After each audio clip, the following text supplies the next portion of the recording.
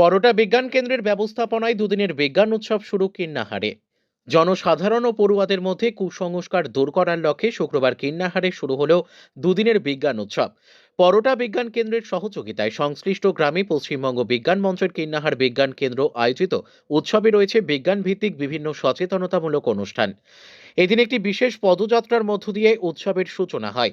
অনুষ্ঠানের সূচনা লগ্নে উপস্থিত ছিলেন পশ্চিমবঙ্গ বিজ্ঞান মঞ্চের রাজ্য সহসভাপতি অরুণাব মিশ্র, সংগঠনের বীরভূম শাখার জেলার সভাপতি মধুসূদন মণ্ডল, কোষাধ্যক্ষ নিত্যানন্দ মণ্ডল প্রমুখ।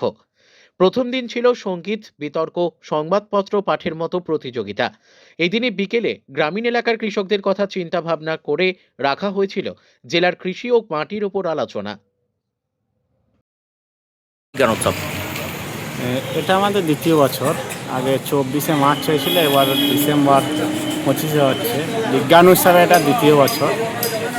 আর আমরা এই উৎসবের মাধ্যমে চাই কিছু ছাত্রছাত্রীদের মধ্যে বিজ্ঞান চেতনা বাড়ানো এবং বিজ্ঞান পাঠে আরও আগ্রহী করে তোলা এবং বিজ্ঞানকে ভালো কাজে ব্যবহার করতে মানুষকে শেখানো। যেমন আমাদের এখানে কিছু স্টল আছে রান্নাঘরে বিজ্ঞান, যেখানে মানুষ বুঝতে পারবে রান্নাঘরে কোন খাদ্যটা কীভাবে খেলে আমাদের সব থেকে পুষ্টি বেশি হবে, এই বিষয়গুলি জানতে পারবে। আর তাছাড়া কিছু মানুষের কাছে আমরা বুজরুকির মাধ্যমে ঠকি, সেই ঠকা থেকে যাতে মানুষ বাঁচতে পারে তার জন্য স্টল আছে। এছাড়া সব থেকে আজকে একটা বিশাল বড় ব্যাধি সমাজের, সেই ব্যাধি থেকে মুক্ত, যেমন বাল্যবিবাহ একটা বিশাল বড় ব্যাধি, সেই ব্যাধি থেকে মুক্তি পাওয়ার কী উপায় তার সেই বিষয়ে একটা সচেতনতার জন্য আমাদের এই বিজ্ঞান উৎসব।